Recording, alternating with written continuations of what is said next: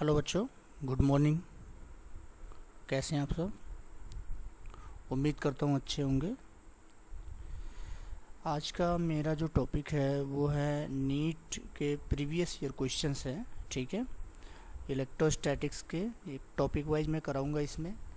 तो पहला टॉपिक है इलेक्ट्रोस्टैटिक्स। ठीक है, क्लास 12 का टॉपिक है। तो इसके जो क्वेश्चंस है 2013 टू 2019, इसमें मिक्स्ड क्वेश्चन है, जेई के क्वेश्चन हैं और नीट के भी क्वेश्चन हैं। तो वो सारे क्वेश्चन यहाँ पे हमने रखे हैं और इनको थॉरली यहाँ पे एक्सप्लेन करेंगे। ठीक है, तो ये बहुत ही इम्पोर्टेंट है आप सभी के लिए। और आप अभी एग्ज़ाम देने जा रहे हैं, ठीक है, तो उसके लिए रिवीजन बहुत इम्पोर्टेंट है। ठीक, तो मैं पहले आपको थोड़ा सा तरीका बता देता हूँ कैसे आपको पढ़ाई करना है, तो टाइम बहुत कम बचा है। ठीक है, इसके लिए क्या करना है आपको, सबसे ज़्यादा देखिए सबसे ज़्यादा प्रायोरिटी आपको देना है जो प्रीवियस ईयर के क्वेश्चंस आए हैं। ठीक है, प्रीवियस ईयर के जो क्वेश्चंस आए हैं उसको आपको थॉरली अच्छे से करके जाना है। ठीक, और उसमें जो है आपको प्रायोरिटी जेई को देना। ठीक है, जेई मेंस के जो क्वेश्चंस आए हुए हैं 2005-6 से लेकर के और 2019 तक के, ठीक है, अभी तक के जितने क्वेश्चंस, इनफैक्ट 2020 का भी देख लेना, जनवरी वाला सेक्शन, तो वहाँ से जो है क्वेश्चन आने की प्रोबेबिलिटी आपकी ज़्यादा है। तो इसलिए क्वेश्चंस आप रिवाइज करके जाओ। और नीट में क्वेश्चन रिपीट होते हैं, 10 to 15 क्वेश्चन रिपीट होते हैं। तो अगर आप अच्छे से करके जाओगे तो उसको आप कर सकोगे। ठीक है, और टाइम भी नहीं लगेगा। पता लगा आप करके गए हो, वही क्वेश्चन आपको मिल गया तो आप फट से आंसर मार के निकल लोगे। ठीक है, इससे सबसे बेटर है कि आप प्रीवियस ईयर क्वेश्चन पेपर ज़रूर करके जाना। ठीक है, बहुत इंपॉर्टेंट है। तो उसी के रिस्पेक्ट में मैं आपको आज स्टार्ट करने जा रहा हूँ। टॉपिक वाइज कराऊंगा, मैं जितना हो सकता है कराऊंगा। ठीक है, तो इलेक्ट्रोस्टैट्स का पहला टॉपिक मैंने लिया है 13 to 19। इसके बाद मैं 13 के पहले वाले लूँगा। ठीक है, 7 साल के पहले वाले पेपर।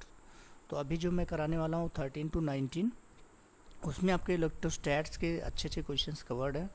उसमें क्या है देखिएगा आप, इसमें मैं काफ़ी डिटेल में एक्सप्लेन किया हूँ। इसमें काफ़ी सारे क्वेश्चंस और भी इंक्लूड हो जाएंगे आपके जो आने वाले हैं। ठीक है, और फार्मूले में काफ़ी सारे इसमें फार्मूले भी लिख दिया हूँ, तो आपका फार्मूला भी रिवाइज हो जाएगा। ठीक, तो इसको आप अच्छे से देखें और फॉलो करें, 100% आपका बेनिफिट होगा यहाँ से। ठीक है, तो ये बहुत इंपॉर्टेंट है, बेनिफिट होगा यहाँ से, आप इसको थॉरली करके जाएं, 100% आपको बेनिफिट होगा। ठीक, आपको समझ में आ रहा हो, ठीक है, आपको हर चीज़ समझ में आ रही हो, क्लियर लग रहा हो, ठीक है, तो प्लीज़ मेरे चैनल को सब्सक्राइब करें एंड लाइक करें। ठीक है, thank you for watching this. और मैं अब स्टार्ट करने जा रहा हूँ नीट क्वेश्चंस प्रीवियस ईयर के। ठीक है, नीट क्वेश्चंस 2013 to 19, और उसमें आपको पहला क्वेश्चन आपको दिखाई दे रहा होगा। फर्स्ट क्वेश्चन है जिसमें दिया है हॉलो मेटल स्फेरिकल सेल, या आपको हॉलो मेटल स्फीयर, आपको रेडियस कैपिटल आर दिया है, यूनिफॉर्मली चार्ज, उसको यूनिफॉर्मली चार्ज किया गया है। ठीक है, and the electric field due to the sphere at a distance R from the centre. अब देखो, सेंटर से इलेक्ट्रिक फील्ड की बात, नेचर आपसे जानना चाह रहा, वो नेचर क्या होता है इलेक्ट्रिक फील्ड का जब सेंटर से हम मूव करते हैं toward surface and away from surface, तो क्या होता है इलेक्ट्रिक फील्ड। इसके लिए बहुत ज़रूरी है आपको इलेक्ट्रिक फील्ड का फार्मूला जानना। अगर आपको फार्मूला पता है, फटाफट विद इन सेकेंड आप कर लोगे। ठीक है, फार्मूला इलेक्ट्रिक फील्ड क्या होता है, इनसाइड चाहे हॉलो मेटल की बात कर रहा, मतलब कंडक्टिंग स्फीयर की बात कर रहा, चाहे वो हॉलो हो या सॉलिड हो, दोनों के केस में अगर वो कंडक्टिंग स्फीयर है तो इनसाइड इलेक्ट्रिक फील्ड क्या होती है, जीरो होती है। इनसाइड इलेक्ट्रिक फील्ड जीरो होती है, और आउटसाइड क्या होती है, 1/r² के प्रोपोर्शनल होती है, मीन्स r² के इन्वर्सली प्रोपोर्शनल होती है।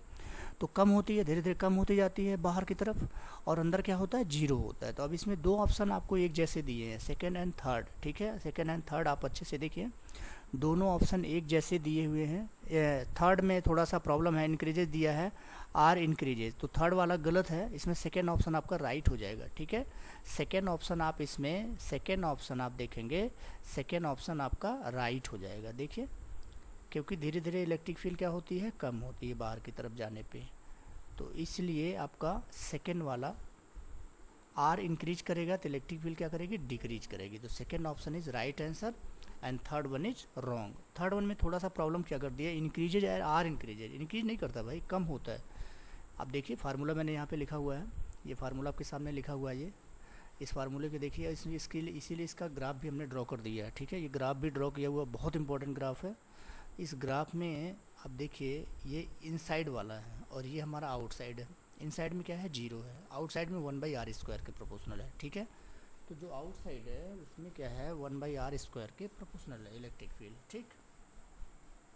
आउटसाइड में जो इलेक्ट्रिक फील्ड है यहाँ पे आप देखो जो E है, this is inversely proportional to r²। मतलब धीरे धीरे r की वैल्यू बढ़ेगी तो E की वैल्यू क्या होगी, कम होगी, बहुत ज़्यादा तेज़ी से कम होगी, ठीक है।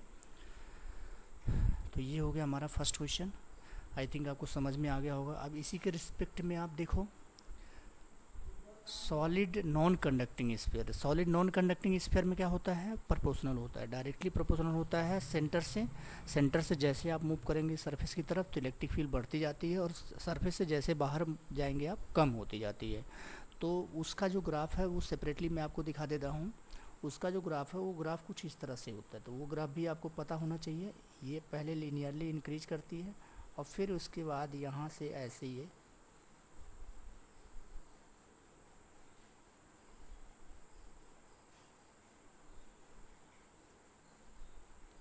यहाँ से क्या होगा, ऐसे जाके ऐसे डिक्रीज कर जाएगी, ऐसे, यहाँ कॉर्नर नहीं होता, ऐसे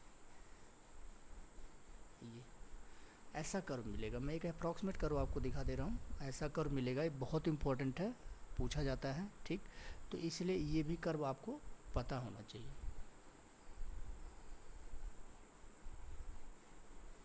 ठीक। इस तरह से सॉलिड नॉन कंडक्टिंग स्फीयर के लिए तो ये आपको पता होना चाहिए, तो बहुत इंपॉर्टेंट है। फर्स्ट क्वेश्चन मैंने थॉरली आपको एक एक कॉन्सेप्ट एक्सप्लेन कर दिया। यहाँ पे देखिए इसका एक्सप्रेशन भी लिखा हुआ है, ठीक है। अब चलते हैं नेक्स्ट क्वेश्चन की तरफ। तो नेक्स्ट क्वेश्चन हमारा ये है, नेक्स्ट क्वेश्चन देखिए क्वेश्चन नंबर 36 जो यहाँ पे नंबरिंग है उसके अकॉर्डिंग। तो इसमें दिया है 2 पैरेलल इनफाइनाइट लाइन चार्जेस।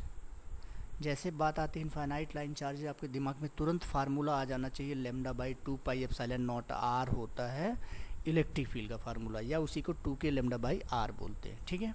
अब तो दिया है infinite line charges with linear charge density plus lambda and minus lambda. मतलब एक जो लीनियर थ्रेड है, वायर है इनफाइनाइट, उस पे जो चार्ज डेंसिटी है प्लस लेमडा है, दूसरे पे माइनस लेमडा है, ठीक है, कूलम पर मीटर।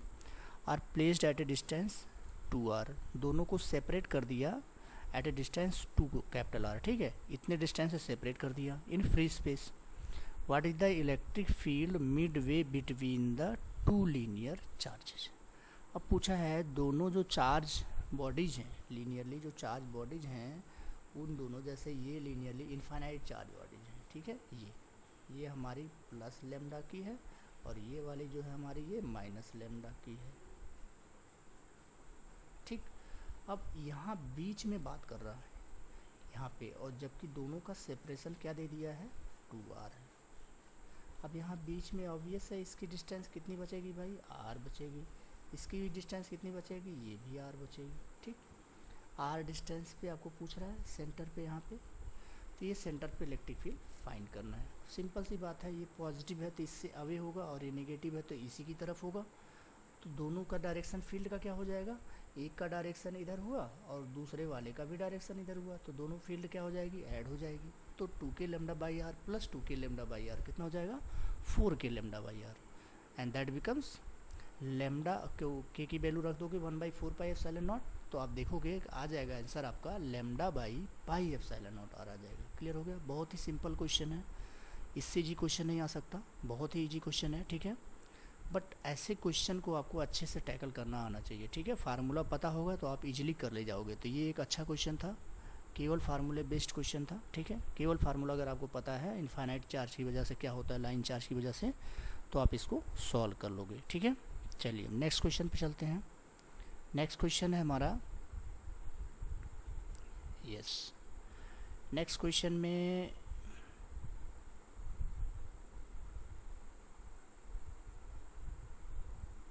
देखिए, नेक्स्ट क्वेश्चन जैसा कि नंबरिंग 25 दिया है, यहाँ दिया है hollow metal sphere of radius r। अच्छा ये तो हो चुका है, तो पहला ही क्वेश्चन था, ठीक है। सेकंड क्वेश्चन की बात करते, पेज नंबर 2। यस। तो यहाँ पे देखिए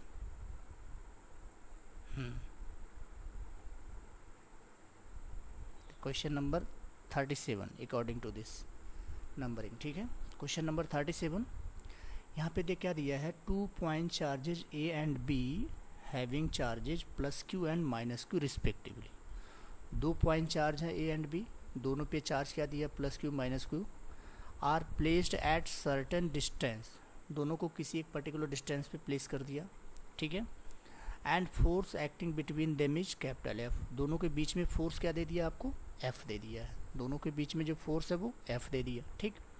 अब इफ बोला इफ 25% चार्ज ऑफ ए, जो ए है जिस पे प्लस क्यू चार्ज है उसका 25% ट्रांसफ़र कर दिया बी पे, 25 पर मतलब क्यू बाई फोर ट्रांसफ़र किया तो ए पे कितना बचा भाई, Q minus Q by four, 3Q/4, और दूसरे वाले पे माइनस क्यू था उस पर प्लस Q/4 क्या हुआ, ऐड हो गया, तो प्लस Q/4 ऐड हुआ तो कितना बचा उस पर 3Q/4 बचा। अब दोनों के बीच में फोर्स का फार्मूला F इक्वल टू के 3Q/4 into 3Q/4 divide by separation वही है R²। तो अगेन क्या आ जाएगा, ये आ जाएगा हमारा, अब इसको देखिए, इसको सॉल्व करेंगे तो कुछ इस तरह से आ जाएगा हमारा F equal to F dash के इंटू 9Q²/16 R²। अब ये देखिए KQ²/R² था F की वैल्यू, तो F डैश की वैल्यू क्या आ जाएगी, 9F/16 आ जाएगी। क्लियर हो गया, तो F डैश की वैल्यू 9F/16 आ जाएगी। क्लियर हो गया, आई थिंक आपको समझ में आ गया होगा। ये कूलम्स लॉ पे बेसिक क्वेश्चन है, बिल्कुल बेसिक क्वेश्चन है। इस टाइप के भी क्वेश्चन देखो पूछे जा रहे हैं तो बहुत बेसिक क्वेश्चन है। तो ये 4 मार्क्स का क्वेश्चन है, इजी क्वेश्चन, आप इसको फटाफट कर लोगे। अगर आप कैलकुलेशन मिस्टेक नहीं, चार्जिंग का एडिशन सब्ट्रैक्शन सही से करोगे तो गलत नहीं होगा, क्वेश्चन आपका 100% सही हो जाएगा। क्लियर हो गया, तो ये हो गया हमारा सेकंड थर्ड क्वेश्चन, आपको बिल्कुल क्लियर हो गया होगा। चलिए चलते हैं अब नेक्स्ट क्वेश्चन है हमारा कैपेसिटर पे बेस्ड क्वेश्चन है, ठीक है। कैपेसिटर पे बेस्ड क्वेश्चन है। अब देखिए कैपेसिटर क्या, इनफैक्ट ये आपका जो टॉपिक है ये इलेक्ट्रोमैग्नेटिक वेव का क्वेश्चन है, बट क्योंकि इसमें इलेक्ट्रोस्टैट्स यूज हो रहा है इस वजह से मैंने इसको यहाँ पे इंक्लूड किया है, ठीक है। इलेक्ट्रोस्टैट्स कैसे यूज होगा वो मैं आपको यहाँ पे एक्सप्लेन करूँगा। सबसे पहले क्वेश्चन देखते हैं। क्वेश्चन में क्या दिया है, a parallel plate capacitor of capacitance 20 microfarad, ठीक है। एक पैरेलल प्लेट कैपेसिटर सभी को पता है 20 माइक्रोफैरड, उसका कैपेसिटेंस दिया, is being charged by voltage source whose potential is changing at the rate of 3 volt per second. मतलब इसका मतलब समझो आप, जो कैपेसिटर है उसको चार्ज किया जा रहा है एक वेरिएबल वोल्टेज सोर्स से। ये बहुत इंपॉर्टेंट है। वेरिएबल वोल्टेज सोर्स का मतलब है कि वहाँ पे जो बैटरी का जो सप्लाई का जो वोल्टेज है वो कंटिन्यूसली चेंज हो रहा है टाइम के साथ में, और उसका जो रेट है वो 3 वोल्ट पर सेकेंड, ठीक है। उसका जो रेट है वो 3 वोल्ट पर सेकेंड है, इस रेट से वो चेंज हो रहा है। The conduction current through the connecting wires and the displacement current through the plates of the capacitor would be respectively, ठीक है। तो आपको कंडक्शन करंट और डिस्प्लेसमेंट करंट की वैल्यू पूछ रहा है। तो अगर आपको थोड़ा सा बेसिक पता होगा तो जो मैक्सवेल एम्पियर मॉडिफिकेशन था फोर्थ इक्वेशन, उसमें क्या था, उसमें था जो टोटल करंट जो होती थी, टोटल करंट वहीं पे हम डिस्प्लेसमेंट करंट पढ़ते हैं। तो जो टोटल करंट होता है किसी वायर में, अगर कैपेसिटर भी लगा हुआ है तो that current is equal to IC plus ID। IC क्या है भाई, IC है कंडक्शन करंट, ID क्या है डिस्प्लेसमेंट करंट, तो जिसकी वैल्यू होती है एप्सिलॉन नॉट d∅/dt। तो अब ये डिस्प्लेसमेंट करंट और कंडक्शन करंट दोनों का सम होता है टोटल करंट। लेकिन ध्यान रहे यहाँ पे एक टाइम पे एक ही करंट होती है। जैसे अगर कंडक्टिंग वायर है तो कंडक्टिंग वायर है, फ्री स्पेस नहीं है वहाँ। कंडक्टिंग वायर है तो वहाँ पे केवल कंडक्शन करंट ही होगी, फ्री स्पेस नहीं है वहाँ पे। लेकिन अगर फ्री स्पेस है तो क्योंकि वहाँ वायर नहीं है, कनेक्शन नहीं है, तो वहाँ कंडक्शन नहीं होगा, means conduction current free space में एब्सेंट होगी, और वहाँ पे जो करंट होगी वो डिस्प्लेसमेंट करंट होगी। इसका मतलब जो टोटल करंट है एक टाइम पे एक ही करंट को रिप्रेजेंट करता है, आइदर कंडक्शन करंट और डिस्प्लेसमेंट करंट। क्लियर हो गया, चलिए यहाँ तक हो गया कॉन्सेप्ट बहुत इंपॉर्टेंट है, इसको आप अच्छे से समझ लेना। I = IC प्लस ID होता है conduction current plus displacement current. अब आते हैं क्वेश्चन को सोल्यूशन पे। देखो क्वेश्चन में हमको पता है चार्ज क्या होता है, C इंटू वी होता है। अगर इसको हम डिफ्रेंशिएट कर दें d Q by D t तो C d v by D t हो गया। D Q by D t क्या होता है, करंट होता है, सबको पता है। Rate of change of charge क्या होता है, करंट होता है। तो I की वैल्यू आ गई C d v by D t है। D v by D t आपको 3 दिया है, C दिया है 20, तो कितना आ गया 60 माइक्रो एम्पेयर। तो ये करंट की वैल्यू 60 माइक्रो एम्पेयर। और ध्यान रहे एक टाइम पे एक ही करंट होगी, तो यही टोटल करंट होगी और यही 60 माइक्रो एम्पेयर एक बार कंडक्शन करंट हो जाएगी और यही 60 माइक्रो एम्पेयर एक बार डिस्प्लेसमेंट करंट हो जाएगी। क्लियर हो गया। तो इसके हिसाब से इसका जो ऑप्शन आपका सही बनेगा वो ऑप्शन सेकंड इसका सही ऑप्शन हो जाएगा। क्लियर हो गया कि नहीं भाई। तो इस तरह से देखो, इसमें मैंने बहुत अच्छे से सारे कॉन्सेप्ट एक्सप्लेन किया है। डिस्प्लेसमेंट करंट का कॉन्सेप्ट, कंडक्शन करंट का कॉन्सेप्ट, एक टाइम पे एक ही करंट होती है, ठीक है, बट टोटल करंट दोनों का सम होता है, ठीक। ID की वैल्यू अगर लिखना चाहते हैं तो ID equal to epsilon naught d phi E by D t होता है, ठीक। अब इसको हमने सॉल्व किया भी है नीचे, आप देखिए इसको, यहाँ पे वैल्यू जब हम रखेंगे तो ये वैल्यू इसकी आ जाएगी। Between capacitor plates IC equal to 0, conduction नहीं होगा, but for conduction ID equal to 0, so IC equal to 60 micro ampere. तो ये सारी करंट क्या, दोनों करंट निकल गई आपकी। क्लियर हो गया। चलिए नेक्स्ट क्वेश्चन पे आते हैं। नेक्स्ट क्वेश्चन में हमारा जो है ये सबसे पहले question number 140 according to this numbering, ठीक है। नंबरिंग ये रैंडम है तो इस पर ज़्यादा वो कंफ्यूज मत होइएगा, नंबरिंग ऐसे हमने किया है, ठीक है, वहाँ से क्वेश्चन पिक किया है। तो 140 क्वेश्चन में अब यहाँ पे देखो आपको क्या दिया है, यहाँ पे दिया है, ये भी बहुत ही अच्छा क्वेश्चन है, ऐसे क्वेश्चंस पूछे जाते हैं, इम्पोर्टेंट है। दिया है an electron falls from rest through a vertical distance h। Electron vertical distance h ऐसे फॉल हो रहा है, ठीक है, in uniform vertical upward directed electric field E। Electric field सोचो अपवर्ड डायरेक्टेड है, इलेक्ट्रॉन कहाँ गिर रहा है, नीचे गिर रहा। तो इलेक्ट्रिक फील्ड का डायरेक्शन ऊपर है, इलेक्ट्रॉन नीचे गिर रहा है, तो आप बताओ फोर्स किधर लगेगा भाई, किस डायरेक्शन में लगेगा। ऑब्वियस है इलेक्ट्रॉन पे फोर्स इलेक्ट्रिक फील्ड डायरेक्शन के अपोजिट में लगता है।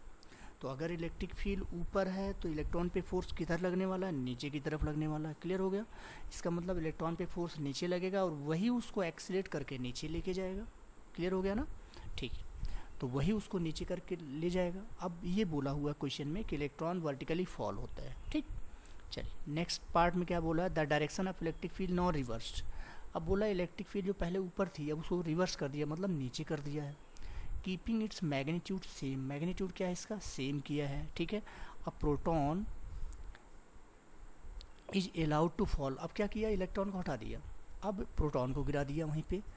फ्रॉम रेस्ट इन इट, उसी इलेक्ट्रिक फील्ड में प्रोटॉन को गिरा दिया vertically through the same vertical distance है, और प्रोटॉन को भी सेम डिस्टेंस नीचे जाने देता है, h डिस्टेंस से प्रोटॉन को भी नीचे जाने देता है, ठीक है। The time of fall the electron in the comparison to the time of fall of proton is, मतलब ये पूछा है कि सेम डिस्टेंस h कवर करने में जो टाइम इलेक्ट्रॉन को लगेगा और जो टाइम प्रोटॉन को लगेगा दोनों में क्या रिलेशन होगा, ये चीज़ पूछ रहा है आपसे, ठीक। चलिए अब यहाँ पे इसके लिए हम क्या करते हैं, सबसे पहले अब इलेक्ट्रॉन अगर नीचे गिर रहा है तो उसके लिए हम एक्सीलरेशन फाइंड करते हैं और h जो डिस्टेंस है वो डिस्टेंस फाइंड कर लेते हैं, ठीक, वही किया है। तो इलेक्ट्रॉन पे जो एक्सीलरेशन लगा वो कितना आ जाएगा, QE डिवाइड बाई m लग गया इलेक्ट्रॉन पे एक्सीलरेशन, ठीक।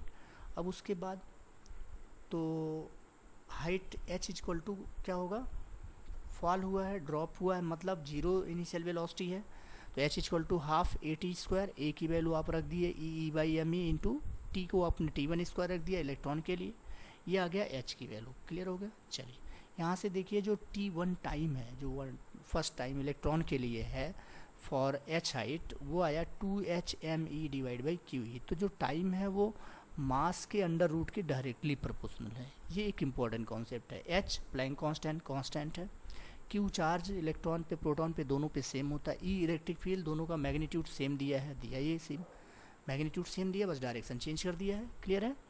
तो अब यहाँ से देखिए T जो टाइम आया वो directly proportional to under root of मास।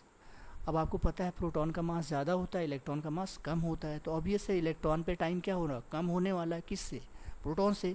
इसका मतलब स्मॉलर है, कम है, कितना टाइम है ये एग्जैक्टली नहीं निकलेगा, ठीक है, बट और 10 टाइम 5 टाइम ये सब तो नहीं निकलने वाला, इक्वल तो है नहीं, तो इसका मतलब क्या होगा, कम होगा। कम होगा तो इसका कौन सा ऑप्शन सही हो जाएगा, तो इसका first option is right answer, smaller. Clear हो गया, तो ये आपको समझ में आ गया होगा। मैंने काफ़ी डिटेल में इसको एक्सप्लेन किया है, बहुत इंपॉर्टेंट है भाई, इस पे न्यूमेरिकल आते हैं, तो आप देख लीजिए एक बार सलूशन फिर से। तो यहाँ पे हमने h की वैल्यू निकाला, t1 आ गया, फिर हमको पता है t proportional to root mass m है, इसका मतलब टी क्या हो जाएगा, लेस देन टी हो जाएगा। तो इस तरह से हमें टाइम का रिलेशन पता लग गया। तो time of fall of electron is smaller than time of fall of proton in same electric field. Clear हो गया, तो ये आपको बिल्कुल क्लियर हो गया होगा। ठीक है, चलिए नेक्स्ट क्वेश्चन पे चलते हैं। नेक्स्ट क्वेश्चन है हमारा, ठीक, ये क्वेश्चन है, ठीक, 192 अकॉर्डिंग टू नंबरिंग 129, सॉरी 129। अब इस क्वेश्चन में, ये बहुत ही कॉन्सेप्चुअल क्वेश्चन है, बहुत अच्छा क्वेश्चन है। ठीक है, इसको मैं आपको एक्सप्लेन करता हूँ। अब यहाँ पे देखो क्या दिया है, यहाँ पे बोला है 2 पिथ बॉल्स, ठीक है, 2 पिथ बॉल्स कैरिंग इक्वल चार्जेस, दोनों क्या है, इक्वल चार्ज कैरी कर रही हैं। दोनों जो पिथ बॉल हैं दोनों इक्वल चार्ज कैरी कर रहे हैं, और क्या बोला है, are suspended from a common point by string, एक कॉमन पॉइंट से सस्पेंड किया गया है दोनों को स्ट्रिंग से। ठीक है, इक्वल लेंथ, दोनों लेंथ जो है स्ट्रिंग का जो लेंथ है वो क्या है, इक्वल है। The equilibrium separation between them is R, दोनों का इक्विलिब्रियम का जो सेपरेशन है वो आर है। Now the string are rigidly clamped at half the height, अब क्या किया, पहले जितनी हाइट से क्लैम्प किया था उसका हाफ हाइट कर दिया, अब ठीक, हाफ हाइट पे क्लैम्प कर दिया। The equilibrium separation between the balls now become, the equilibrium separation between the balls now become, अब इक्विलिब्रियम सेपरेशन कितना हो जाएगा, मतलब पहले अगर r था तो अब जो r डैश होगा वो कितना हो जाएगा। ठीक है, पहले y हाइट था उसका, वर्टिकल हाइट, अब उसको y/2 कर दिया है, तो अब सेपरेशन कितना हो जाएगा, ये क्वेश्चन में पूछ रहा है। ठीक है, चलिए, भगवान, ठीक है, तो अब यहाँ पे देखिए, यहाँ पे फर्स्ट केस में जो वर्टिकल हाइट है वो y है, θ1 एंगल बना रहा मान लो, दूसरे केस में θ2। ठीक है, अब यहाँ से आप ध्यान से देखो, जो tan थीटा आएगा, हम यहाँ पे एक इक्वेशन बनाएंगे फोर्स बैलेंसिंग का, t cos थीटा ऊपर की तरफ होगा। अगर आप इसको आप ध्यान से देखें तो इसको हम बना के दिखा देते हैं, इस डायरेक्शन में किसी एक पे हम देख देते हैं, ये t cos थीटा होगा, और इस डायरेक्शन में क्या होगा, t sin थीटा, तो और इधर क्या होगा, mg होगा।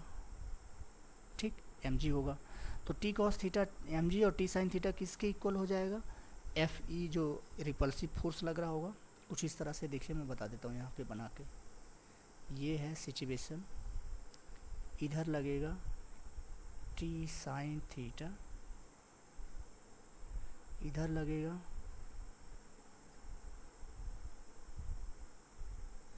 t cos थीटा, इधर लगेगा mg। अब देखिए t cos थीटा mg की इक्वल t sin थीटा, और इधर क्या लगेगा भाई, फोर्स लगेगा, जो फोर्स ऑफ रिपल्सन है, इलेक्ट्रोस्टैटिक रिपल्सन। तो t sin थीटा क्या होगा, kq²/r²। t cos थीटा किसके, mg के इक्वल हो जाएगा, तो tan थीटा कितना आ जाएगा, fe/mg। fe मतलब वही kq/r², kq²/r², तो ये tan थीटा fe/mg आ गया। और इसकी वैल्यू आप ध्यान से देखो, ये पूरा सेपरेशन क्या था, ये पूरा सेपरेशन था 2r, ये r था, तो इतना कितना बचा, r/2, तो ये y है, तो tan थीटा कितना, r/2/y, तो ये r/2y आ जाएगा। क्लियर हो गया। अब ये fe की वैल्यू जब आप रखेंगे, fe की वैल्यू जब आप fe की वैल्यू आप रखेंगे, तो यहाँ से ध्यान से देखिए, ये होता है kq²/r², तो ये r² इधर चला गया, r³ हो गया, और इधर क्या हुआ, y, तो r³ किसके प्रोपोर्शनल है, y के, इसका मतलब r किसके प्रोपोर्शनल है, y⁻⁴ के प्रोपोर्शनल हो गया, r y⁻⁴ के। तो इसका मतलब क्या है, अब r डैश क्या हो जाएगा, r डैश हो जाएगा r इंटू, क्योंकि हाइट अब क्या y क्या कर दिया, हाफ कर दिया, तो y/2 कर दिया, तो 1/2 की पावर 1/3 3 के प्रोपोर्शनल आ जाएगा। मतलब ये हुआ कि अब जो इसका आंसर आने वाला है वो है आर डैश, क्या हो जाएगा, वो हो जाएगा आपका R dash is equal to R by cube root 2, ठीक है, 2 की पावर 1/3 क्यूब रूट बोलते हैं इसको। क्लियर हो गया, यहाँ तक आपको समझ में आ गया होगा, ठीक है। तो ये क्वेश्चन था, बहुत ही इंपॉर्टेंट क्वेश्चन, बहुत अच्छा क्वेश्चन है। नीट में देखो ऐसे कैलकुलेटिव क्वेश्चंस भी पूछ लेते हैं, ठीक, यहाँ पे थोड़ा सा आपको मैथमेटिक्स भी अप्लाई करना पड़ता है, ठीक है। तो ये आप अच्छे से समझ लीजिए, ठीक है। इसमें कोई डाउट हो तो आप कमेंट सेक्शन में पूछ सकते हैं, ठीक। चलिए नेक्स्ट क्वेश्चन पे चलते हैं। नेक्स्ट क्वेश्चन है हमारा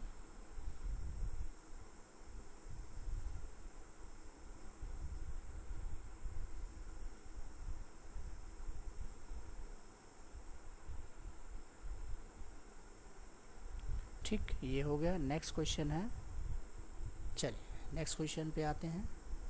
नेक्स्ट क्वेश्चन बहुत ही अच्छा क्वेश्चन है, बहुत ही अच्छा क्वेश्चन है, इम्पोर्टेंट क्वेश्चन है, इस बेस पे क्वेश्चन आते हैं। चलिए देखते हैं इसको क्या क्वेश्चन दिया है। इसमें दिया है in region the potential is represented by V X comma Y comma Z, मतलब कोऑर्डिनेट सिस्टम में दिया है 6x minus 8xy minus 8y plus 6yz, ये दिया है potential. Where v is volt, x y z are in metres. The electric force experienced by charge of 2 coulomb, एक charge है 2 coulomb का, उस पे पूछ रहा है कितना इलेक्ट्रिक फोर्स एक्सपीरियंस्ड होगा। अब इलेक्ट्रिक फोर्स चार्ज के ऊपर कब लगेगा भाई, जब कुछ इलेक्ट्रिक फील्ड होगा तब तो पता लगेगा। तो कितना फोर्स होता है, Q इंटू ई होता है, लेकिन ई तो हमको पता नहीं है। ई को पता करने के लिए इनडायरेक्टली उसने कुछ दिया है क्वेश्चन में, क्या दिया है, पोटेंशियल दिया हुआ है, ठीक है। क्वेश्चन में इनडायरेक्टली आपको पोटेंशियल दे दिया है, इसीलिए डायरेक्टली इलेक्ट्रिक फील्ड नहीं दिया हुआ है।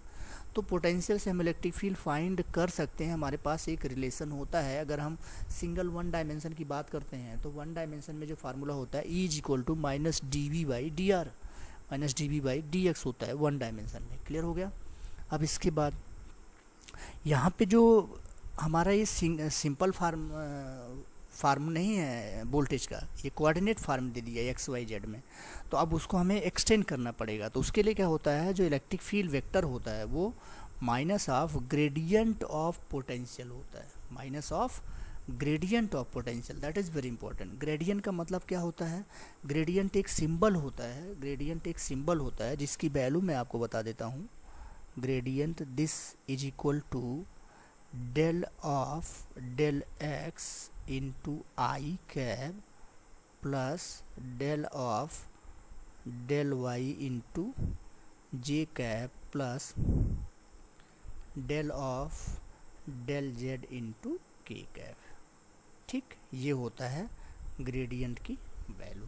तो अगर आपको नहीं पता है, पहली बार आप देख रहे हो, तो इसको आप जान लीजिए, ये ग्रेडियंट का मतलब होता है, ये इसकी वैल्यू होती है, ये आई कैब है। ठीक है,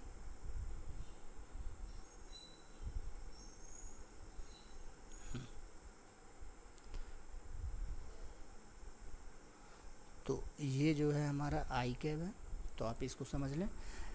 ग्रेडियंट की वैल्यू पता लग गई। ये तब यूज करते हैं जब पोटेंशियल आपको कोऑर्डिनेट फॉर्म में दिया हो, कोऑर्डिनेट्स में जैसे होता है एक्स वाई जेड में दिया हो, तब ये यूज करते हैं। तो अब जो क्वेश्चन आपको दिया वो यही दिया, इसका मतलब हमको इसका यूज करने वाले हैं। ठीक, अब ये पार्शियल डिफरेंशिएशन है। जब आप एक्स को डिफरेंशिएट करोगे तो बाकी जो रिमेनिंग वेरिएबल है उनको कांस्टेंट ले लोगे। इसी तरह जब y के रिस्पेक्ट में डिफरेंशिएट करोगे तो बाकी जो वेरिएबल हैं उनको कांस्टेंट ले लोगे। इसी तरह जब z के रिस्पेक्ट में डिफरेंशिएट करोगे, जैसे डेल ऑफ डेल z है, तो आप बाकी को कांस्टेंट ले लोगे, केवल z को वेरिएबल लोगे। आई बात समझ में। तो अगर आपको पार्शियल डिफरेंशिएशन नहीं समझ में आ रहा तो देखो मैंने इसको आपको समझा दिया है, बहुत अच्छे से आपको क्लियर हो गया होगा। जब x को डिफरेंशिएट करेंगे तो y और z दोनों को कांस्टेंट ले लेंगे, जब y को करेंगे तो z और x दोनों को कांस्टेंट ले लेंगे, और जब z को करेंगे तो x और y दोनों को कांस्टेंट ले लेंगे। क्लियर हो गया। तो अब यहाँ पे हम क्या करने वाले हैं, इसको जस्ट डिफरेंशिएट करने वाले हैं, एक बार रिस्पेक्ट टू x, एक बार रिस्पेक्ट टू y, एक बार रिस्पेक्ट टू z, और फिर वो वैल्यू यहाँ पे पुट कर देंगे। क्लियर हो गया। ये तीनों पॉइंट पर वो वैल्यू पुट कर देंगे। क्लियर है? चलिए अब तो यहाँ पे अगर आप इसको डिफरेंशिएट करोगे V X comma Y comma Z को with respect to X differentiate करोगे तो यहाँ क्या बचेगा, 6x का डिफरेंशिएशन एक्स के रिस्पेक्ट में 6 बचेगा, 8xy का एक्स के रिस्पेक्ट में 8y बचेगा -8y, और यहाँ पे 8y है ये कांस्टेंट है 0 हो जाएगा, 6yz कांस्टेंट है 0 हो जाएगा। तो बचा हमारे पास क्या भाई 6 - 8y, ये बच गया हमारा पहला। तो आप देखिए इसको, इसीलिए आगे हमने इसको डिफरेंशिएट करके इसको सही से सब लिखा हुआ है। आप ध्यान से देखिए, डिफरेंशिएट किया 6 - 8y आई कैब, सेकेंड हमारा क्या हुआ -8x - 8 + 6z जे कैब, और थर्ड हमारा क्या बच गया।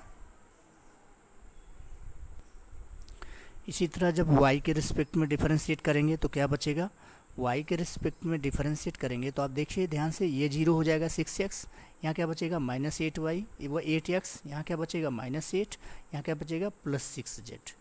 तो अब इसका डिफरेंशिएशन देख लीजिए आप, -8x - 8 + 6z इंटू जे कैप। इसी तरह जब आप z के रिस्पेक्ट में करेंगे तो z के रिस्पेक्ट में केवल यही 6yz है, इसी में z है और कहीं है ही नहीं, सारे 0 हो जाएंगे, क्या बचेगा 6y बचेगा। तो देखिए यहाँ 6y लिखा हुआ है, 6y की। अब ये किस पे पूछा हुआ है, एट पॉइंट 1,1,1। तो अब आप क्या करोगे, यहाँ पे एक्स वाई जेड की वैल्यू सबकी 1 रख दोगे। जब 1 रखोगे तो आप यहाँ देखोगे ये बन जाएगा -2i, ये बनेगा -10j, और ये बनेगा +6 के। ठीक, ये इलेक्ट्रिक फील्ड हो गया। अब इसका मॉड क्या आ जाएगा, मैग्नीट्यूड क्या आ जाएगा। मैग्नीट्यूड आप निकालना जानते हैं वेक्टर में कैसे निकालते हैं, 2 का स्क्वायर 4, 10 का स्क्वायर 100, 6 का स्क्वायर 36, दिस बिकम 140 √140, और चार्ज है 2 कूलम, तो 2 से मल्टीप्लाई कर दीजिए, 2 इंटू क्या हो जाएगा यहाँ पे, 2 इंटू हो जाएगा √140, एंड दिस बिकम्स 4 √35। क्लियर हो गया, यही आपका आंसर है। तो आप देखिए 4th is the right answer. तो तरीका आप समझ लीजिए, बहुत इंपॉर्टेंट है, इस टाइप के क्वेश्चंस आते हैं। चलिए नेक्स्ट क्वेश्चन की तरफ मूव करते हैं।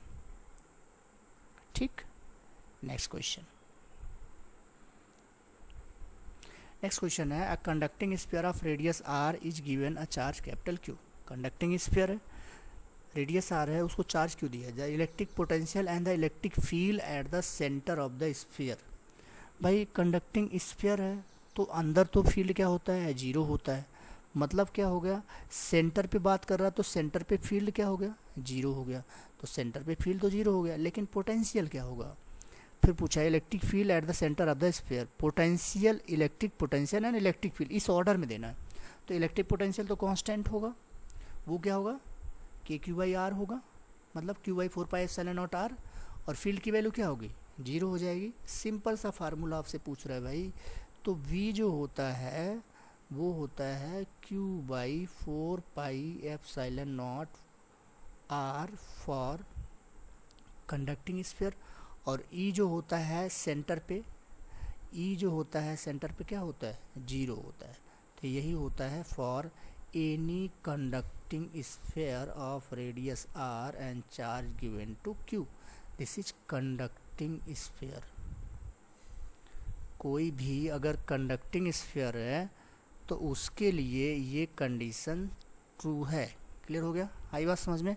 तो जो पोटेंशियल है एट द सेंटर वो क्या होगा, पोटेंशियल तो आपका वही कांस्टेंट होगा, Q/4πε0R होगा। इलेक्ट्रिक फील्ड क्या हो जाएगी, इलेक्ट्रिक फील्ड 0 होती है। क्लियर हो गया, आई थिंक आपको अच्छे से समझ में आ गया होगा। चलिए नेक्स्ट क्वेश्चन की तरफ चलते हैं। नेक्स्ट क्वेश्चन है हमारा,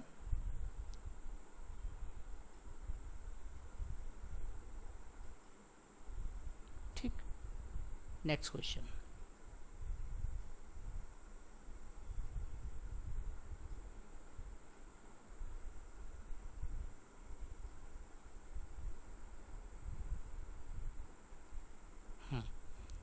नेक्स्ट क्वेश्चन की तरफ देखिए। नेक्स्ट क्वेश्चन में बिल्कुल जैसे पहला क्वेश्चन आपने किया था, एक बीच में भी आया था, पहला नहीं सॉरी, बीच में एक क्वेश्चन आया था, उसी की तरह से इस क्वेश्चन को हम सॉल्व करेंगे। तो आप ध्यान से देखें, इसमें दिया है इफ पोटेंशियल, किसी रीजन में पोटेंशियल दिया है Vx, y, z, फिर से कोऑर्डिनेट में देखिए दे दिया, ठीक है, पोजीशन कोऑर्डिनेट में दे दिया, कोऑर्डिनेट सिस्टम में दिया है 6xy - y + 2yz, the electric field Newton per coulomb eight point 1,1,0। पिछले में फोर्स पूछा था, आपकी बार क्या पूछ लिया, इलेक्ट्रिक फील्ड। देखिए कितना मिलता जुलता क्वेश्चन है ये, इसको क्या बोलेंगे आप, रिपीट ही बोलेंगे, इसमें क्या अलग से यूज हो रहा। उसमें केवल क्यू से मल्टीप्लाई करना था, इसमें क्यू से मल्टीप्लाई नहीं करना, बस खाली फील्ड ही निकाल के छोड़ देना। तो बिल्कुल एकदम मैच करता हुआ क्वेश्चन है, ठीक है। ऐसे बोलते हैं इस टाइप क्वेश्चन, इसको बोलते हैं रिपीट होना, ठीक है। तो रिपीट ही है लगभग, ठीक है। कॉन्सेप्ट बिल्कुल एग्जैक्टली वही लग रहा है। अब यहाँ पे देखो पोटेंशियल दिया है, हमको इलेक्ट्रिक फील्ड पूछ रहा है, तो इलेक्ट्रिक फील्ड का हमको पता होना चाहिए पहले रिलेशन क्या होता है। इलेक्ट्रिक फील्ड हमने बताया था, electric field vector equal to minus of gradient of potential. Potential का ग्रेडियंट होता है electric field.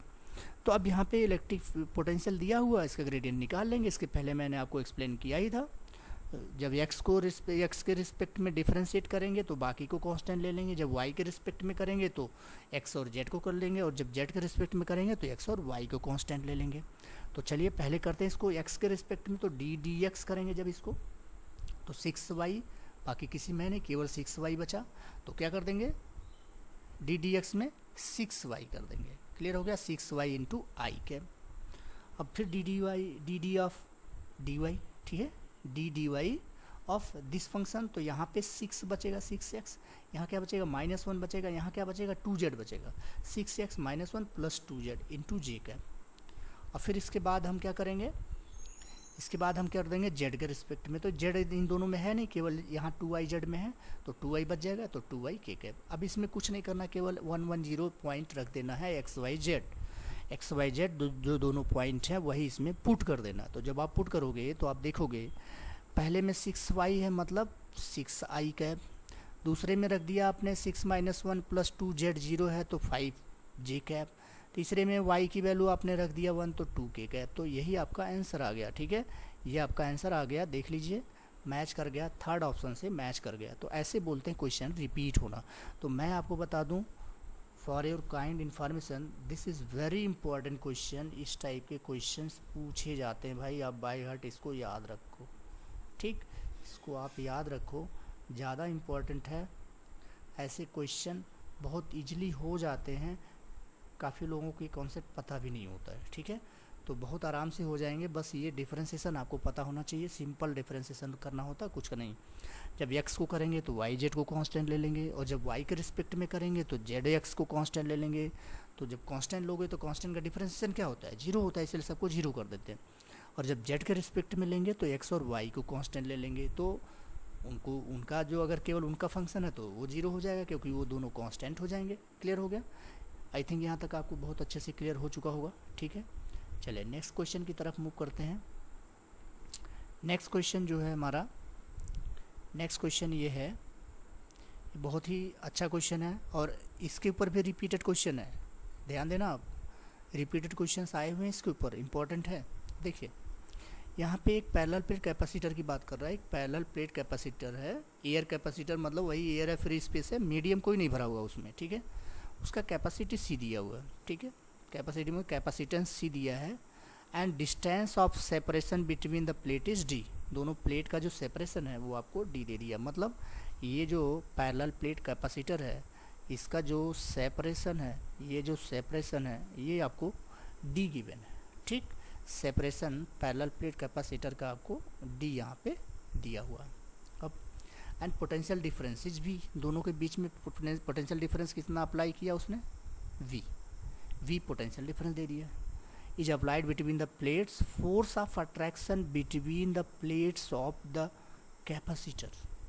Force of attraction बहुत ही सिंपल क्वेश्चन है, इसमें कुछ भी नहीं करना है, केवल अगर आपको फोर्स ऑफ अट्रैक्शन का फार्मूला पता होगा तो। फार्मूला देखो मैं अंडरलाइन कर दे रहा हूँ, याद रखना बाई हार्ट हमेशा इसको, F = Q² 2ε0 A, याद रखना हमेशा, बहुत इंपॉर्टेंट है, Q² 2ε0 A। अब और Q की वैल्यू क्या होती है, CV होती है, तो जब Q CV रखोगे तो C² B² / 2ε0 A। अब C² B² आई है 2, और आपको C पता है पैरेलल प्लेट कैपेसिटर क्या होता है, ε0 A/d, तो यहाँ से ε0 A की वैल्यू क्या आ जाएगी, C × D, तो यहाँ पे 2C × D रख देंगे, ये आ गया CV² / 2D। कितना सिंपल क्वेश्चन है, इससे ज़्यादा सिंपल क्वेश्चन क्या आ सकता है, लेकिन इसके लिए अगर आपको फार्मूला पता होगा तभी, ठीक, फार्मूला नहीं पता तो आपके लिए बहुत डिफिकल्ट है, क्योंकि आप समझ ही नहीं पाओगे फिर, ठीक।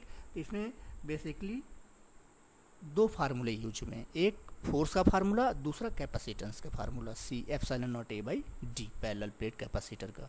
क्लियर हो गया? यहाँ तक समझ में आ गया होगा आपको। तो ये देखो फोर्स का फार्मूला है, और मैं बार बार आपको ये बोल रहा हूँ कि ये आप अच्छे से याद रखना, ये बार बार पूछा जाता है, रिपीट होता है, इसलिए आप इसको अच्छे से याद रखना। तो मैं बार बार आपको ये फार्मूला देखो इसलिए बता रहा हूँ क्योंकि जब आप बार बार आप इस चीज़ को देखोगे तो आपके दिमाग में सेट हो जाएगा।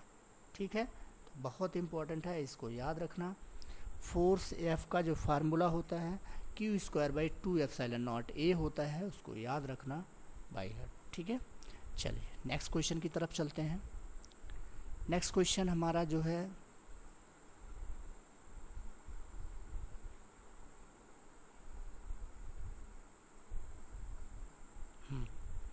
नेक्स्ट क्वेश्चन में, चलिए नेक्स्ट क्वेश्चन एज नंबर्ड, ठीक ठीक। चलो नेक्स्ट क्वेश्चन में जैसा कि नंबरिंग 176 दिया है, the electric field in certain region is acting radially outward is given by E equal to A into R. A charge contained in a sphere of radius a center at the origin of the field will be given by। अब एक बोला है एक electric field है जो a into are उसका expression है, a कोई कांस्टेंट है, ठीक। r मतलब वो डिस्टेंस है, r पे कैसे डायरेक्टली प्रोपोर्शनल है। अब पूछ रहा है कि एक स्फीयर ले रहा हो, एक स्फीयर ले रहा जिसका रेडियस a है, उसमें कितना चार्ज इंक्लूड हो जाएगा after on this electric field. Simple सी चीज़ है, इलेक्ट्रिक फील्ड दिया हो, चार्ज पूछ रहा हो। अब ये डायरेक्टली वो भी इलेक्ट्रिक फील्ड वेरिएबल में दिया हुआ है और एक स्फीयर के अंदर में पूछ रहा है, तो स्फीयर के अंदर मतलब एक क्लोज सरफेस के अंदर पूछ रहा है। ये चीज़ें आपको सोचना है, यही इसी को बोलते हैं थिंकिंग। जब आप इसको सोचोगे एक क्लोज सरफेस के अंदर चार्ज पूछ रहा, मतलब क्लोज सरफेस की बात जैसे ही आए का दिमाग तुरंत जाना चाहिए गॉसियन सरफेस की बात कर रहा, वो भी स्फीयर की बात कर रहा, मतलब गॉसियन सरफेस क्लोज सरफेस की बात कर रहा, इसका मतलब गॉस लॉ की बात कर रहा है वो। ठीक है, गॉस लॉ की बात कर रहा है। और गॉस लॉ में क्या होता है, गॉस लॉ में होता है E dot D S is equal to Q by epsilon naught. Gauss law जो होता है, गॉस लॉ होता है गॉस लॉ जो होता है ई डॉट, गॉस लॉ को मैं पूरा फॉर्मेट लिख देता हूँ, E dot D S close surface integral is equal to Q divide by epsilon naught. ये होता है भाई गॉस लॉ, ठीक। E dot D S close surface integral Q by epsilon naught. अब तो यहाँ पे क्यू पूछ रहा है, तो क्यू क्या हो जाएगा, epsilon not into E dot D S. मतलब अगर ई डॉट डी एस पता लग जाए तो एप्सिलॉन नॉट से मल्टीप्लाई कर दो, वही चार्ज हो जाएगा। Very simple. स्फीयर है, स्फीयर का रेडियस क्या, एरिया क्या हो जाएगा 4 पाई ए, अगर उसका रेडियस है 4 पाई ए स्क्वायर, और इलेक्ट्रिक फील्ड ए पे क्या हो जाएगा ए इंटू ए, तो ए इंटू ए से मल्टीप्लाई कर दो तो क्या आ गया 4 pi epsilon naught a into a Q आ जाएगा। वेरी सिंपल है कि नहीं भाई, बहुत ईजी है। अब देखो ऐसा क्वेश्चन आपको पूछ लिया है, ठीक, ऐसा क्वेश्चन आपको पूछा है, आपको मतलब ये सिंपल अगर आप देखो तो ये बोर्ड का क्वेश्चन है, ठीक, बोर्ड का क्वेश्चन है। बोर्ड में ऐसे क्वेश्चंस पूछे जाते हैं और गॉस लॉ फ्लक्स से रिलेटेड क्वेश्चन पूछे जाते हैं। तो ये क्वेश्चन जो बेसिकली फ्लक्स से रिलेटेड था, आपको ये आइडिया हो कि इलेक्ट्रिक फील्ड दिया हो, फिर कहीं पे चार्ज इनक्लोज पूछ रहा हो, तो आप क्या करते थे, टोटल फ्लक्स निकालते थे, फिर उसको क्यू बाई एप्सिलॉन नॉट के इक्वेट कर देते थे, फिर क्यू की वैल्यू पता लग जाती थी, आ जाती थी। सेम वही चीज़ यहाँ करना था और कुछ नहीं है। क्लियर हो गया? तो ये अच्छा क्वेश्चन है, बोर्ड का क्वेश्चन है। देखो बोर्ड से क्वेश्चन इसी लेवल में बोर्ड के क्वेश्चंस आते हैं, तो ये भी क्वेश्चन आपको समझ में आ गया होगा, ठीक है। चलिए नेक्स्ट क्वेश्चन चलते हैं। नेक्स्ट क्वेश्चन जैसा कि हमारा नंबरिंग दिया है 149 एज ए नंबर दिया हुआ है, ठीक। चलिए इस क्वेश्चन में आपको क्या पूछा है, parallel plate air capacitor, parallel plate air capacitor दिया है आपको। Capacitance C is connected to a cell, एक सेल के साथ कनेक्ट किया है, उसका ईएमएफ वी दिया है, and then disconnected from it, उसके बाद क्या किया, डिसकनेक्ट कर दिया। a dielectric slab of dielectric constant capital K which can just fill the air gap of the capacitor। Dielectric constant K है और फिर क्या किया, उसको फिल कर दिया, ठीक है, उसके प्लेट के सेपरेशन को फिल कर दिया by dielectric constant material is now inserted in it, which of the following is incorrect. कौन सा इनकरेक्ट होगा? तो देखिए करेक्ट, इनकरेक्ट मतलब एक ही होगा, ये सिंगल ऑप्शन करेक्ट है तो इनकरेक्ट सिंगल ही होगा, एक ही ऑप्शन होगा। तो इस टाइप के क्वेश्चन में क्या करो, सारे ऑप्शन देख डालो, जो आपको लगे कि इसमें वो थोड़ा सा वैसा लग रहा है, उल्टा लग रहा है, जो नहीं होना चाहिए, वही एक ही ऑप्शन चेक करना है। ज़्यादातर इसमें क्या होंगे, सही होंगे। ठीक, चलिए पहली चीज़, अब इसमें क्वेश्चन दिया है if parallel plate capacitor C is connected EMF V and then, देखिए अगर कनेक्टेड है तब तो पोटेंशियल कांस्टेंट होता है भाई, और अगर डिस्कनेक्ट हो गया तो क्या कांस्टेंट होता है, चार्ज कांस्टेंट होता है। आई बात समझ में, चार्ज कांस्टेंट होता है। तो हाफ सी वी स्क्वायर से 4q² / 2c, सी क्या होगा, के टाइम्स एनर्जी क्या हो जाएगी, कम हो जाएगी, तो एनर्जी पैरेलल प्लेट कैपेसिटर की डिक्रीज हो जाएगी, मतलब ये ट्रू है, बिल्कुल ट्रू है। द चेंज इन एनर्जी, ये भी ट्रू है, 1/k-1, बिल्कुल सही है। The charge on the capacitor is not conserve, this is wrong. Charge हमेशा कंजर्व होता है, ये याद रखना। चार्ज दिया है, the charge on the capacitor is not conserve, गलत है, ऐसा नहीं होता है। The potential difference between the plates decrease by k times, बिल्कुल सही ऑप्शन है, ये भी ट्रू है। तो मतलब ये 3 ट्रू हैं, तो एक कौन सा बचा, थर्ड वाला आपका नॉट ट्रू है, फॉल्स है, गलत है। आई बात समझ में, क्योंकि जो चार्ज होता है वो कंजर्व होता है भाई। क्यों? क्योंकि जब बैटरी को डिस्कनेक्ट कर दिया तो चार्ज Q क्या हो जाएगा, कांस्टेंट हो जाएगा। जब आप कांस्टेंट जब पढ़ोगे कॉन्सेप्ट इसका, बैटरी डिस्कनेक्टेड, यहाँ पे ऐसा क्यों है, क्योंकि जो बैटरी है डिस्कनेक्टेड है, बैटरी नॉट कनेक्टेड। अगर बैटरी कनेक्टेड नहीं है तो यही होगा।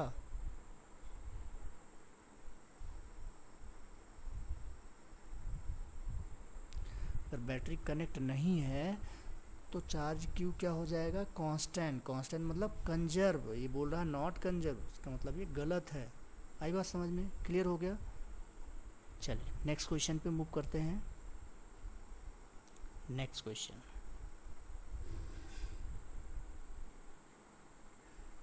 नेक्स्ट क्वेश्चन है हमारा,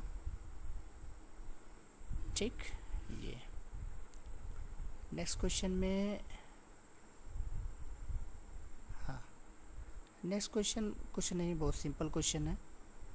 इसमें देखो क्या करना है, ये बोला है a parallel plate capacitor of area A, plate separation D and capacitance C is filled with 4 dielectric material having dielectric constant K1, K2, K3, K4 as shown in the figure.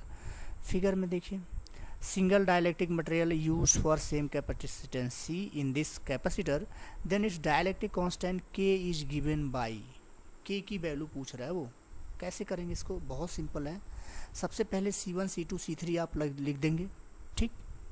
बाद में जो C इक्विवेलेंट आएगा उसको F0 K equivalent divide by D, वो रख के आप solve करेंगे, ठीक है।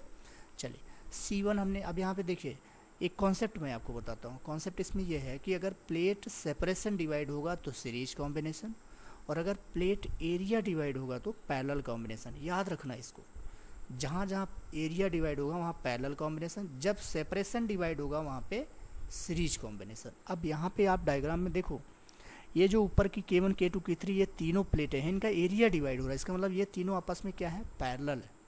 और फिर यहाँ ये तीनों पैरेलल में आपस में कंबाइन होने के बाद जो K4 आया, फोर्थ वाला, उसके साथ कैसे हैं, सेपरेशन डिवाइड हो रहा, सीरीज कॉम्बिनेशन। इसीलिए लिखा है C1 parallel to C2 parallel to C3 and series with C4। तो पहले C1, C2, C3 निकाल लो और फिर उसके बाद पैरेलल और सीरीज कॉम्बिनेशन पुट कर दो, आपको आंसर मिल जाएगा।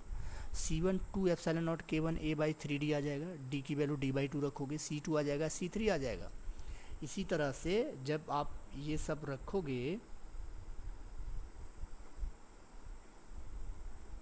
सॉरी, ठीक है।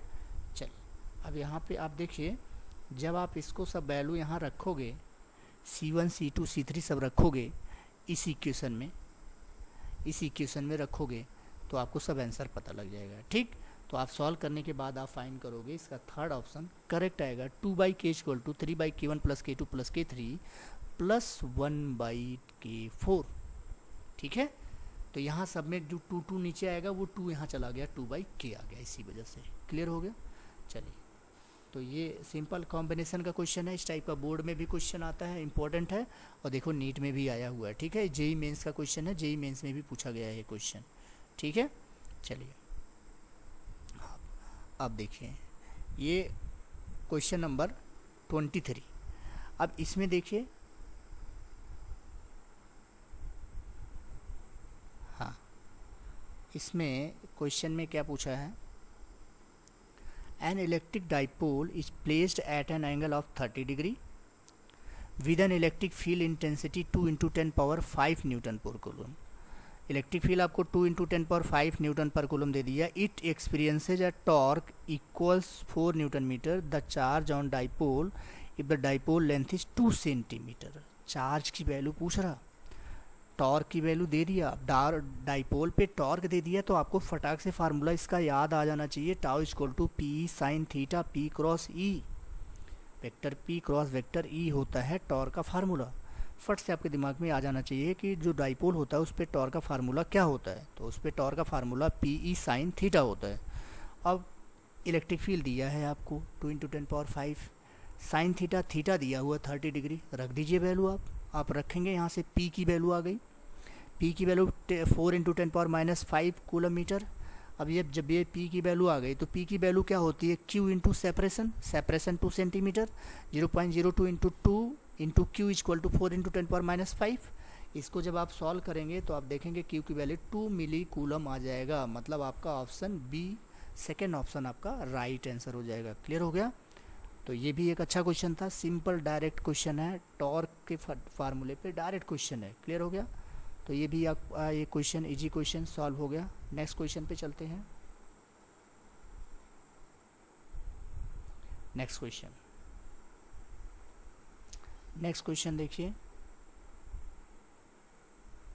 हाँ ये है नेक्स्ट क्वेश्चन हमारा, यस ठीक 106।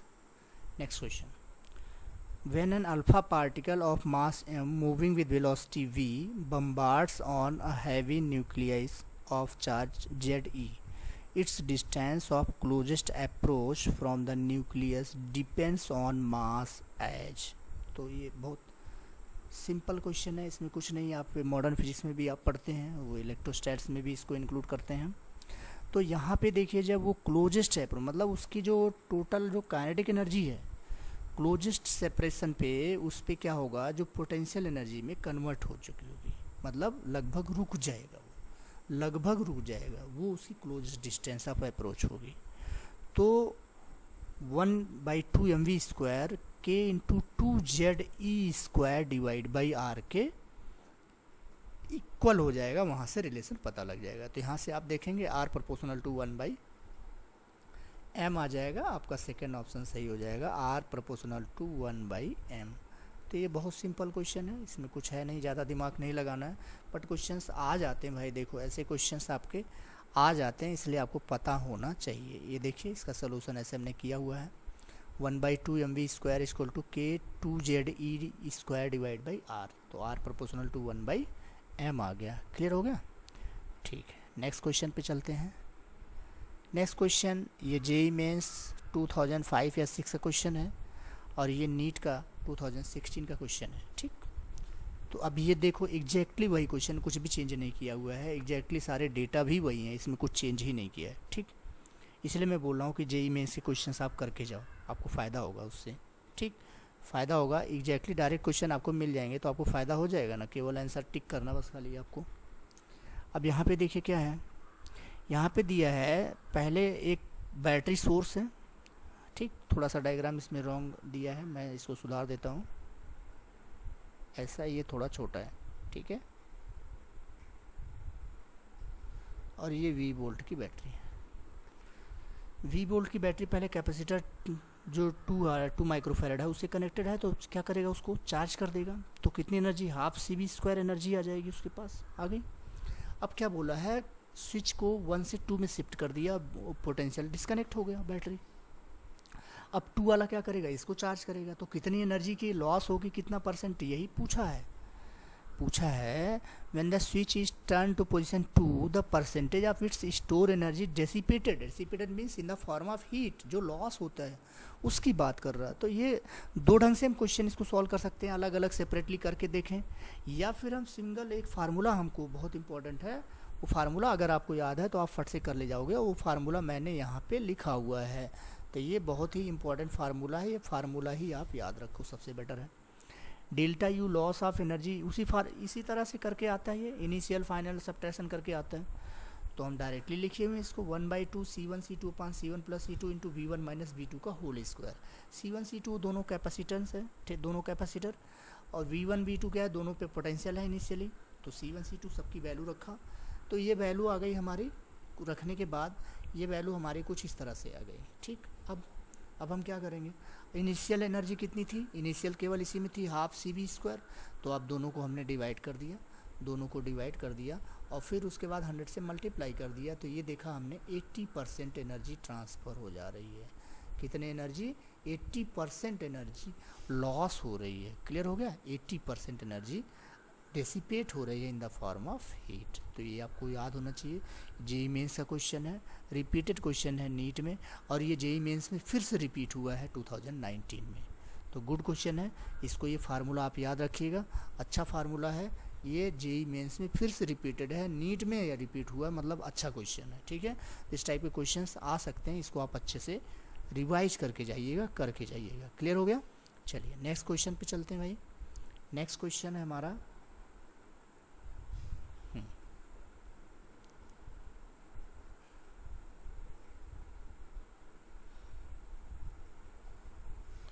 ठीक है। नेक्स्ट क्वेश्चन, तो नेक्स्ट क्वेश्चन में हमारा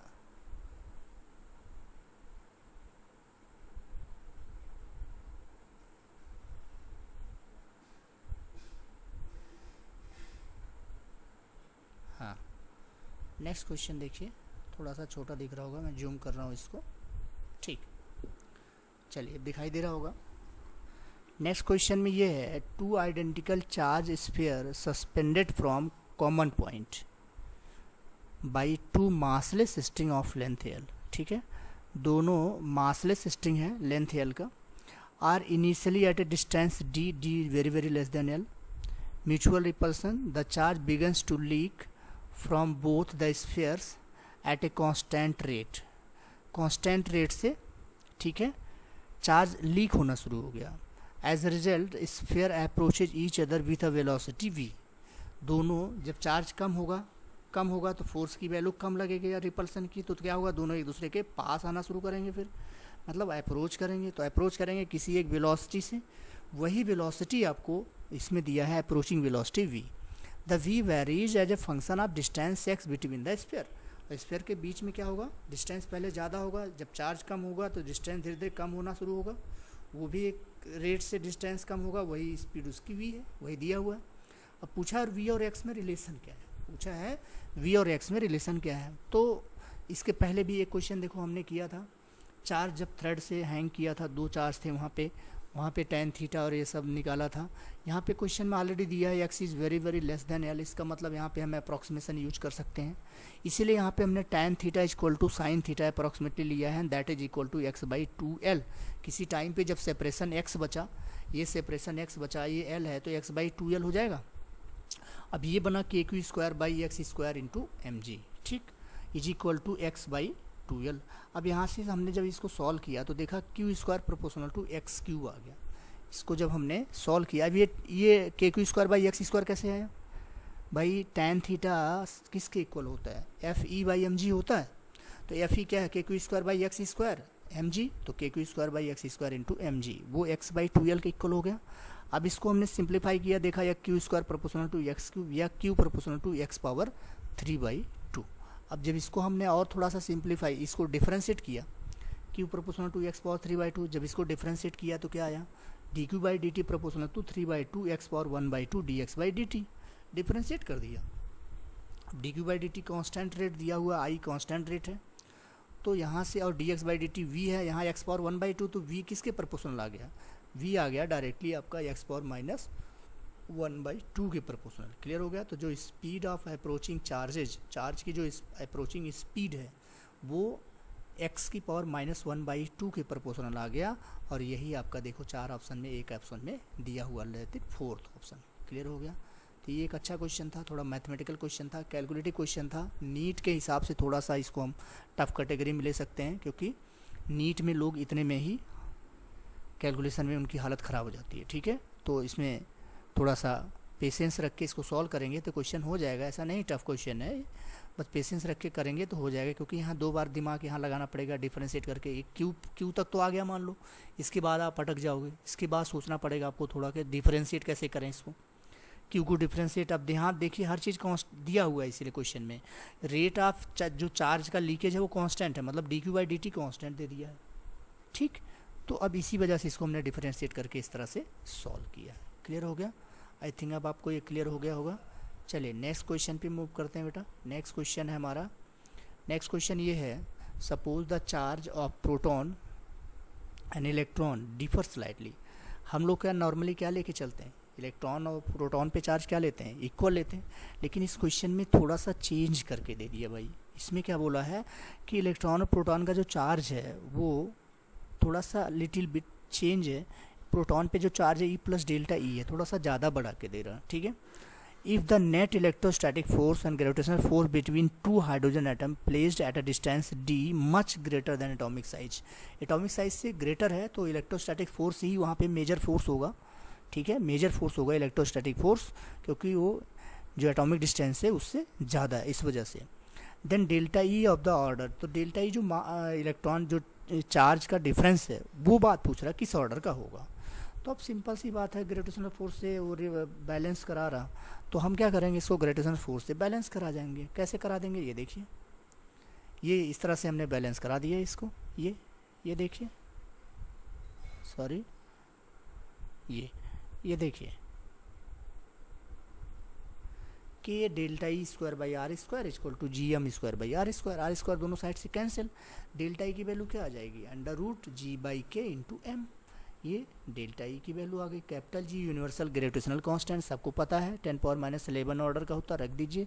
के क्या होता है 9 × 10⁹ ऑर्डर का होता है, तो इसको रखेंगे आप। ठीक, सब वैल्यू रखेंगे। मास ऑफ इलेक्ट्रॉन रख देंगे कितना, -31। तो आप इसको जब सॉल्व करेंगे तो देखेंगे -37 इसका आंसर आ जाएगा। तो इसका जो डेल्टा ई जो चार्ज का जो ऑर्डर आएगा, वो चार्ज का जो ऑर्डर है वो आपका चार्ज का ऑर्डर आ जाएगा 10⁻37 का। तो that is option number 2 B, second option right answer है। क्लियर हो गया।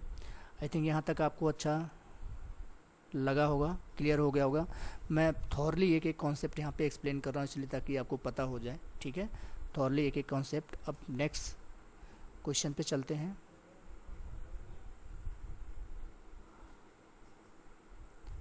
ठीक है, नेक्स्ट क्वेश्चन।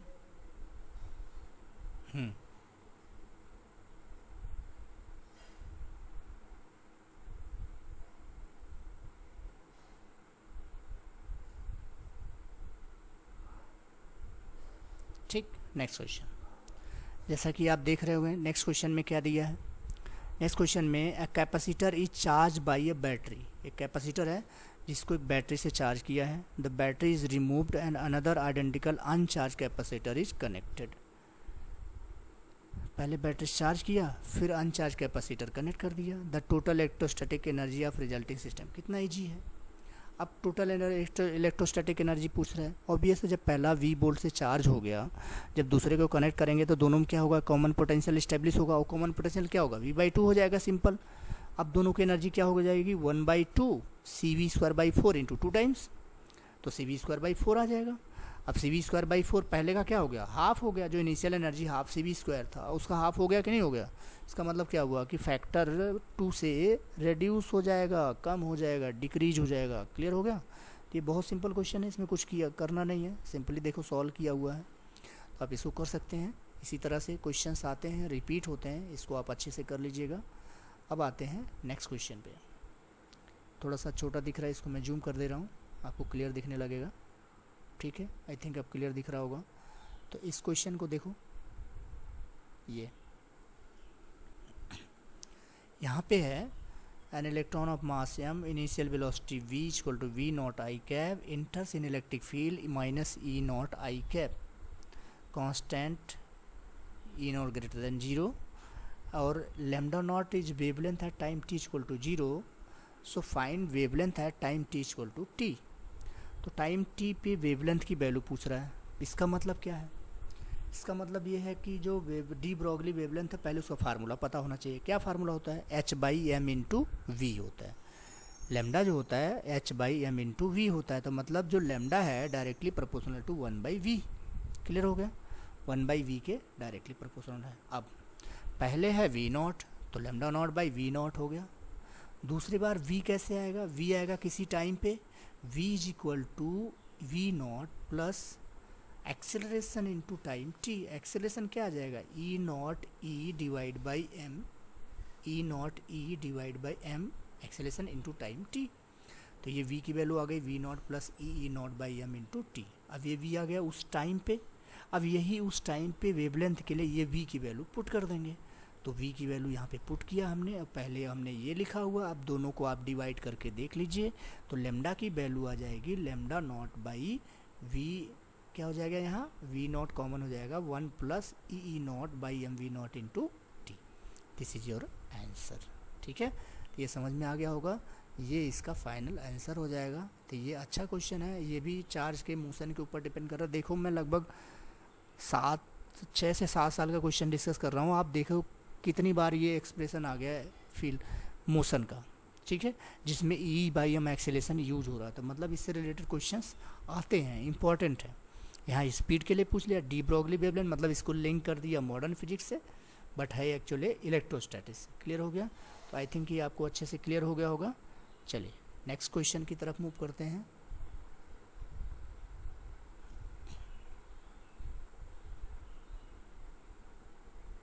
ठीक, नेक्स्ट क्वेश्चन।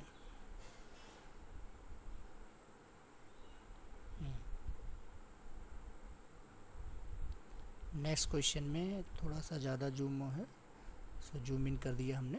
ठीक, अब आपको ये अच्छे से दिखेगा, क्लैरिटी बढ़ गई होगी। ठीक है, चल अब इस क्वेश्चन में आपको क्या दिया है बेटा? इसमें दिया है electrostatic force between metal plates of an isolated parallel plate capacitor C having charge Q, area A is. मतलब देखो ये क्वेश्चन अभी हमने पहले किया था ना ये क्वेश्चन। अब इसको क्या बोलेंगे? रिपीटेड क्वेश्चन ही बोलेंगे। फिर से वही चीज़ पूछा है, वही फार्मूला यूज करना आपको जो वहाँ पे यूज किया था।